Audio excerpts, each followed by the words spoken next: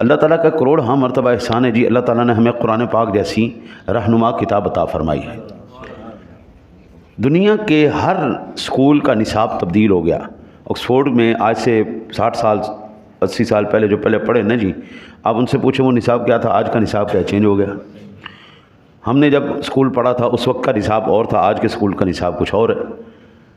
ہر ادارے کا نصاب الگ الگ ہے۔ پاکستان کے سکولوں، کالجوں، یونیورسٹیوں کا نصاب الگ ہے، یورپ کی الگ ہے، باقی ممالک کے الگ ہیں۔